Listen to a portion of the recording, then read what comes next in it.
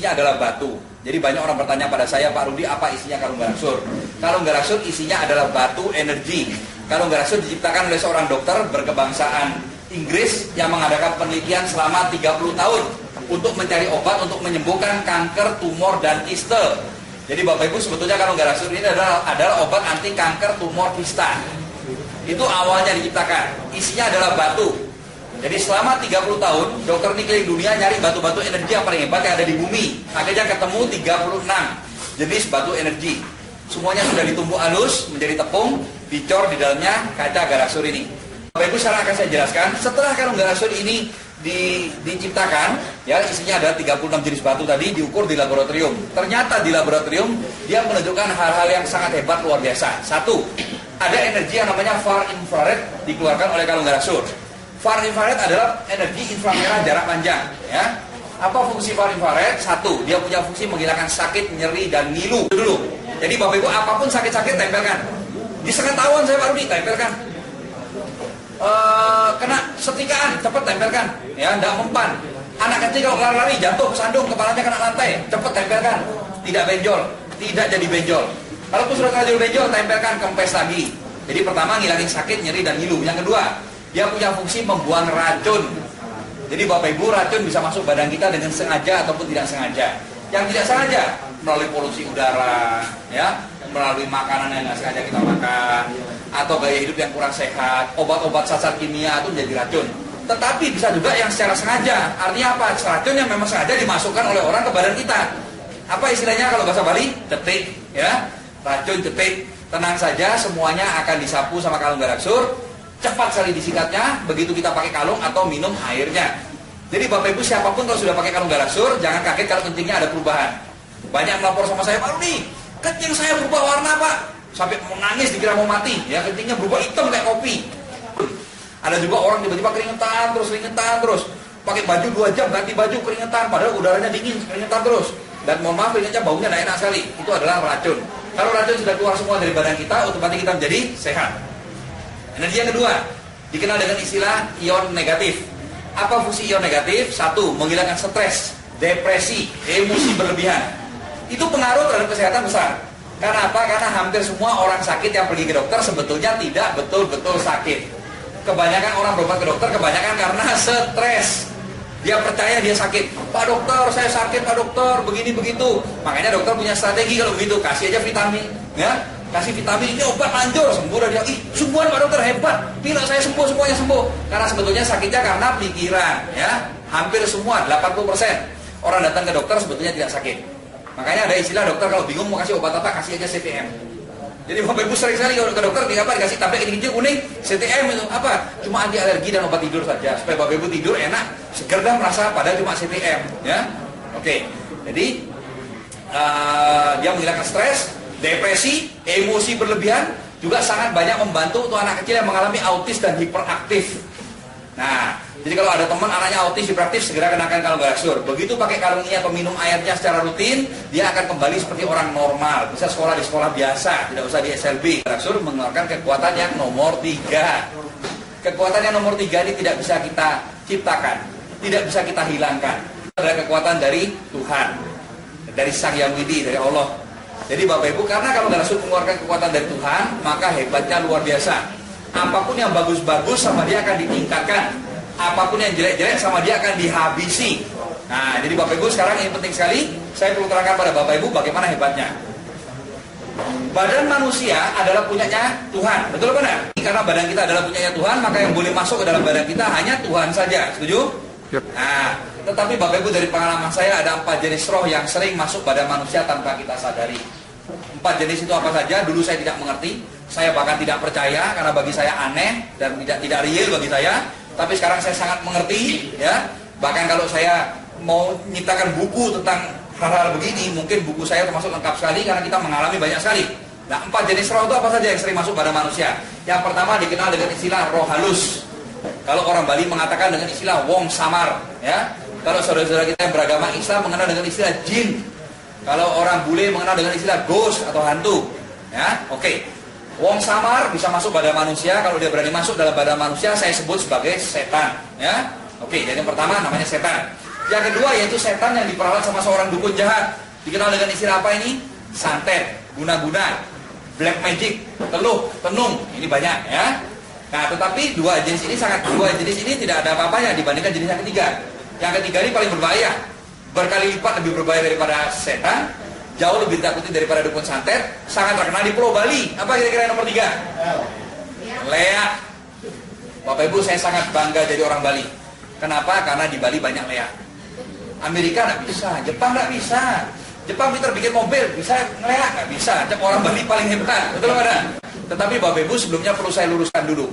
Ilmu pengeleakan sebetulnya tidak jahat. Leak itu sebetulnya baik. Itu adalah ilmu yang sangat tinggi. Ilmu turun-temurun masyarakat di Bali yang diciptakan oleh leluhur kita untuk mendekatkan diri kita kepada Tuhan. Ilmu pengeleakan adalah ilmu roh. Karena Tuhan adalah roh, maka kita mempelajari apa itu roh sehingga kita bisa komunikasi dengan Tuhan. Tetapi ada orang yang kurang ajar di Bali ini, dirubah-rubahlah ilmu pengeleakan itu. Mantra-mantranya dirubah, ritual upacaranya dirubah, doa-doanya dirubah. Yang paling parah lagi, ujung-ujungnya arahnya dirubah. Tidak lagi dia menyembah kepada Sang Hyang Widi, malah berbalik memusuhi Sang Hyang Widi dan menyembah kepada setan. Jadi ada dua jenis leak sekarang. Leak yang baik ada apa enggak, Pak Rudi? Ada. Leak yang masih menyembah Tuhan ada. Tetapi sayang sekali jauh lebih banyak leak yang jahat. Jadi Bapak Ibu, saya sangat benci sama leak jahat. Karena apa? Karena saya adalah anak buah Sang Hyang Widi. Leak jahat benci sama Sang Hyang Widi. Dia menyembah setan. Saya punya hobi menolong orang, dia punya hobi bunuh orang. Semakin banyak orang mati, dia tambah sakti, ya. Nah, tapi sekarang saya punya kabar bagus. Sekarang ini raja-raja leak jahat di Bali sudah habis. Sudah saya sikat semua atas perintah dari Sang Hyang Widi. Jadi tidak usah bicara 1, 2, 3 leak. Jangan mau semua leak di Bali suruh meseke, asalkan jahat ya, asalkan jahat, suruh meseke, suruh bersatu dah. Ayo lawan saya. Saya lawan sendirian aja, hanya dengan kekuatan dari Sang Hyang Widi dan kekuatan Tuhan. Yang menang siapa? Leak atau Tuhan? Tuhan. Dan saya selalu membuktikan, ya. Jadi Bapak Ibu, berkali-kali saya katakan, bahkan saya sering juga direkam, saya katakan bagi yang belajar ilmu leak hitam segera berhenti, kembalilah kepada Tuhan. Bagi yang tidak mau bertobat, jangan setengah-setengah. Kalau mau jadi jahat sekalian, ayo serang saya, ya. Jadi saya akan buktikan bahwa Tuhan itu Maha Kuasa. Jadi Bapak Ibu, saya katakan bahwa sekarang Tuhan tidak sesabar dulu. Dulu Tuhan masih agak sabar. Ada leak kurang ajar ya dijamin. Sekarang Tuhan tidak sabar, ya. Minimal ada saya dan murid-murid saya. Jadi kalau ada leak yang mau nyakitin orang, maju aja. Saya juga sudah punya murid ratusan, kita akan sikat.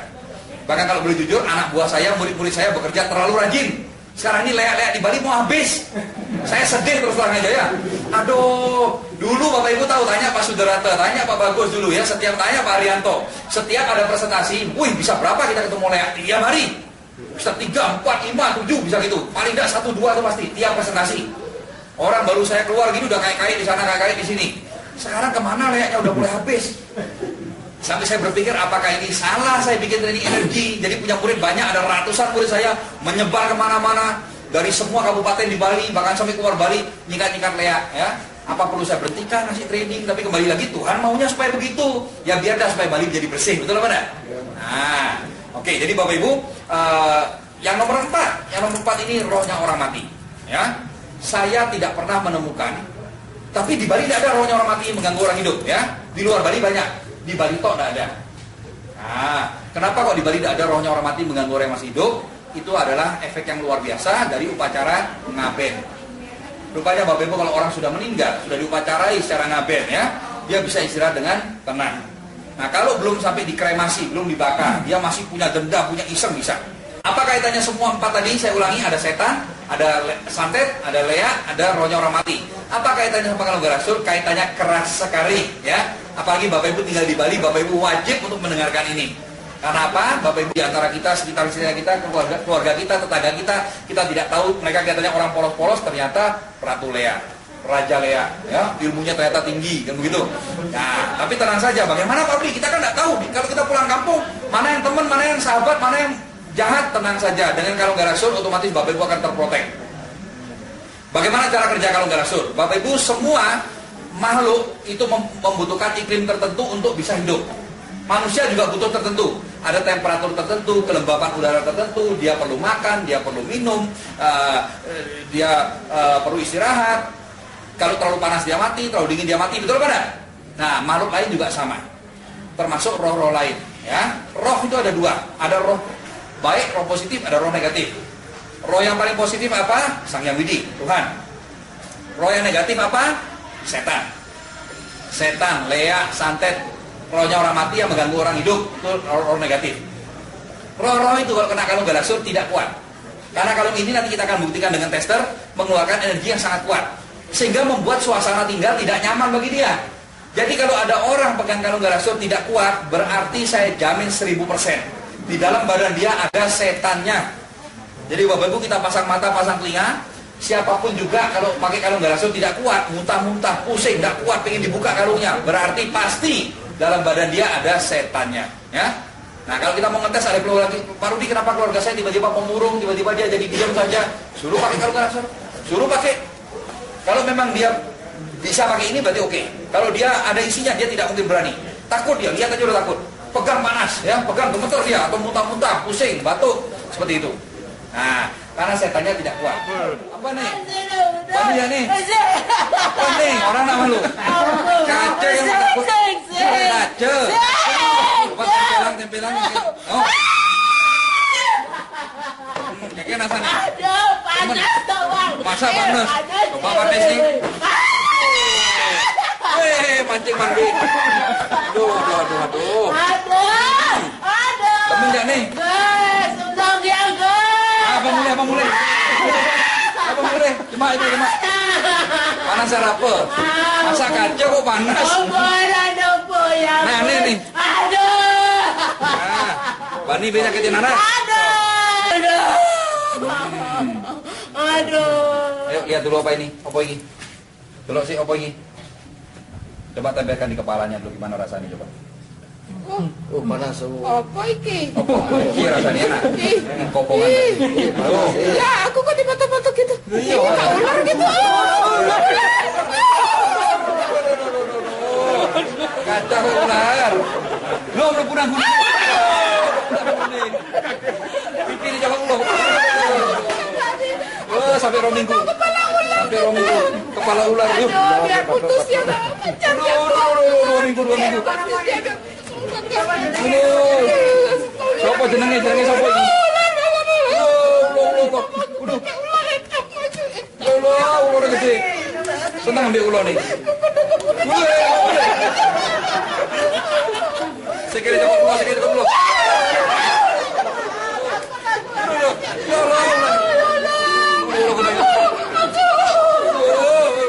Kalau ada kejadian demikian bagaimana?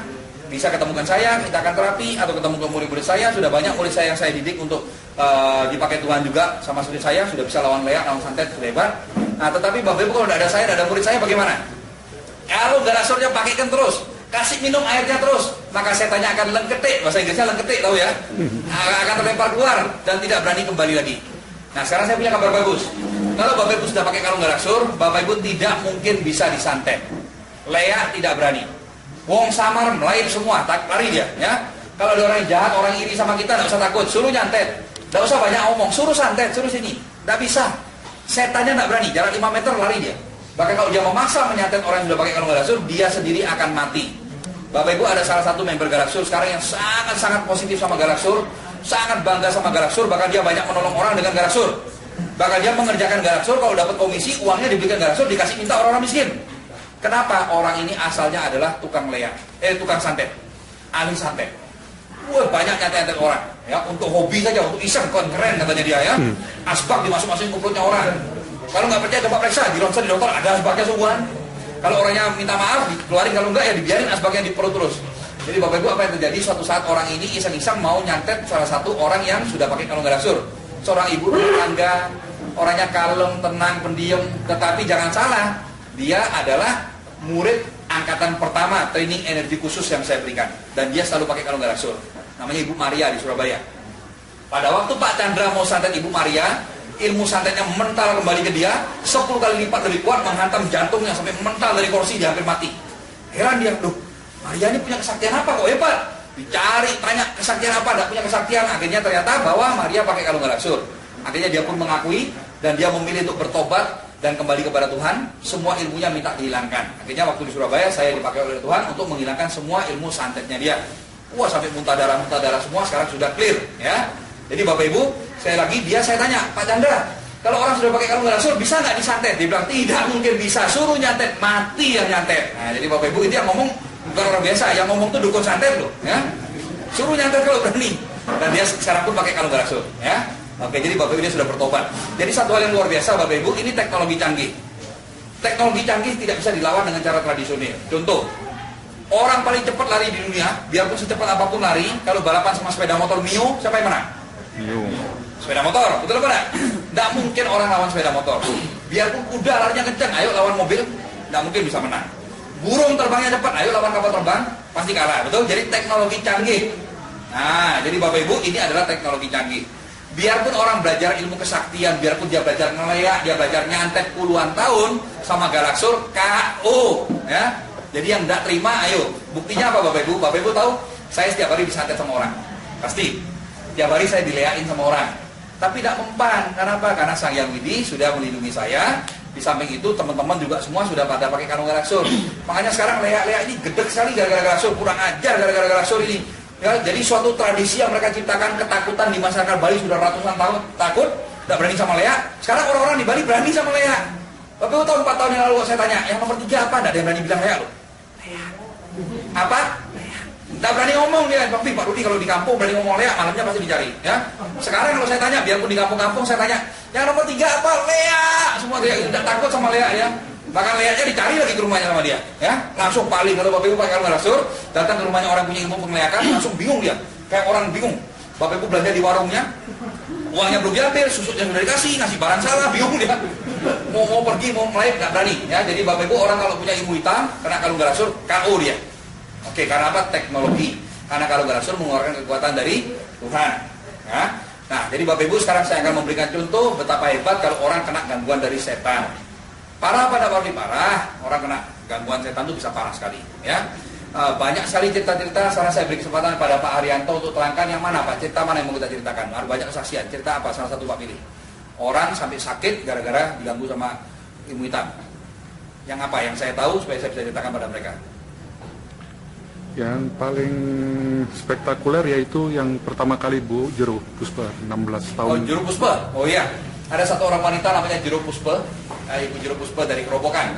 16 tahun dia sudah disakiti, dia keliling seluruh wilayah. Jadi rekamannya ada ya, dan itu semua berjasa. Yang rekam awalnya ada Pak Haryanto. Kalau nggak ada Pak Haryanto yang rekam awalnya tidak punya kita rekaman itu, ya. Nah, jadi Bu Jero Puspa sudah keliling kemana-mana, semua dukun, semua paranormal, 16 tahun, tidak ada yang bisa menolong. Bener dia keliling-keliling cari obat ke sana ke sini. Dari dulu ke sana, ke timur ke barat, ke timur ke barat. Dia mondar-mandir cari obat, dia nggak ketemu tahu. Kok ketemu orang ini sih? Ada aja orang mentalik. Tidak ada yang bisa menolong dia. Bahkan dukunnya itu dicari ke rumahnya sembunyi, tidak berani datang. Ditunggu di rumahnya, dukunnya tidak berani pulang karena takut disuruh ngobatin dia. Karena apa? Yang nyikat dia luar biasa hebat. Nah, akhirnya Bapak Ibu apa yang terjadi? Orang itu datang kepada saya dan akhirnya Sang Hyang Widi perintahkan pada saya untuk tolong orang itu. Begitu kita cek ternyata dia ada setan yang dikirim dari Lombok. Setan dari Lombok untuk membunuh ibu. Tidak usah tahu tempatku. Oh iya, aku dari seberang. Oh, seberang mana Lombok? Lombok toh? Dikira aku tidak tahu Lombok toh? Ya. Kamu pernah ke Lombok? Oh sering. Nanti tenang aja, dukun di Lombok saya musnahkan semua ibunya. Ya. Nantang sekali. Iya. Sudah dari tadi tak tantang lagi ngomong nantang. Dari tadi sudah ditantang kamu tuh. Dari Lombok ya, makanya minta air. Ilmu apa? Ilmu samak kamu. Ya, ilmu samak dari Lombok. Kira saya tidak tahu. Kamu tahu sasak? Nah, bawa sini. Belum tahu sasak ini orang. Satu sasak bawa sini. Ibu ini supaya habis. Gara-gara masalah apa? Gara-gara cinta ya? Yes. Nah, gara-gara cinta. Jadi orang ini ada yang naksir luar biasa, tapi kok kawin sama orang lain gitu loh. Jadi dia sakit hati. Nah, dia punya satu pepatah, cinta ditolak, dukun bertindak. Aku tak rela dia jadi milik orang lain. Aku tahu dia punya anak 3 sekarang. Dia tinggalin aku.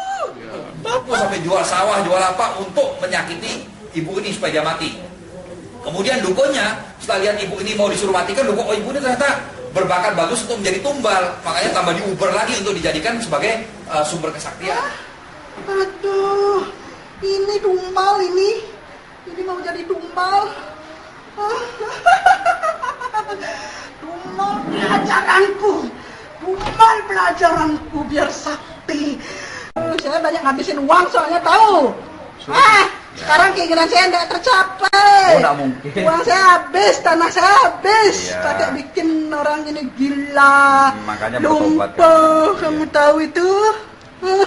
Apa yang terjadi Bapak Ibu setelah kita sikat? Wah, dia teriak-teriak manggil bosnya di Lombok ya. Dia lapor-lapor, ternyata Bapak Ibu mohon maaf, tokoh-tokoh agama palsu lah ya. Dibilang tokoh agama kok nyakitin orang kan gitu. Usir. Ini saya sudah diusir, itu diusir. Pak Kiai dia kuat sekali ini kuat sekali. Udah aku minta ampun dia. Nah, setelah kita sikat jebret atas nama Tuhan dari Allah dari Sang Yang Widi, maka sembuh total, sudah sehat. Salah Tuhan memilih kamu cerdas sekali. Cerdas sekali. Keluar aja dah. Keluar aja. Ya capek berhadapan sama orang. Iya, kalah ya. Itu kamera ingir. Ingir. Saya pergi. Dia pergi. Mau keluar dari sini ya? Saya pergi. Cucu. Saya mohon pamit aja dah Pak. Pamit ya Pak. Namanya siapa? Saya Bu Jeruk Puspawan. Rumah saya di Kerobokan. Dalam. Ada rasa sesuatu? Nggak, ada perasaan takut? Kasusnya, penyakitnya apa? Bisa jadi penyakit medis. Zaman sekarang kalau orang kena santet, orang kena leak, kena guna-guna, tidak kentara. Penyakitnya bisa seperti penyakit biasa. Bisa jadi penyakit kedokteran, ya, tapi ciri-cirinya apa? Susah sembuh. Diobati sama dokter, nggak sembuh-sembuh, itu ciri-cirinya. Nah, dari mana kita tahu Pak Rudi? Pakai kalung galaksur, suruh dia pakai. Kalau dia tidak berani pakai ini atau tidak kuat pakai ini, pasti ada setannya. Ya, oke. Nah, jadi Bapak Ibu, sekarang saya tunjukkan dengan tester. Saya ingin tahu yang duduk di barisan depan, siapa yang belum pernah melihat pengetesan ini? Siapa yang belum pernah lihat tester ini? Nah, kenapa penting Pak Rudi buatan Amerika? Mohon maaf, sampai detik ini teknologi paling canggih di dunia masih dipegang oleh Amerika. Ya, oke. Kalau alat ini bukan made in Amerika, mohon maaf, misalnya made in China, tidak akan saya pamer-pamerkan. Ya, karena apa? Kualitasnya belum terbukti. Kalau ini Amerika, kalau sudah sampai pakai stempel made in USA, made in Germany, ya Jerman, Amerika pasti bagus. Gitu. Nah, ini adalah tester energi. Alat ini bisa membuktikan kekuatan dari suatu benda. Suatu benda kalau betul-betul asli bisa diukur, kalau palsu juga bisa ketahuan. Oke. Nah, sekarang saya akan tunjukkan. Saya undang di antara Bapak Ibu, apakah ada yang punya benda-benda energi bikinan pabrik, yang benda kesehatan yang mau diukur kalau ada. Kalau tidak ada, saya punya tester, ada contohnya.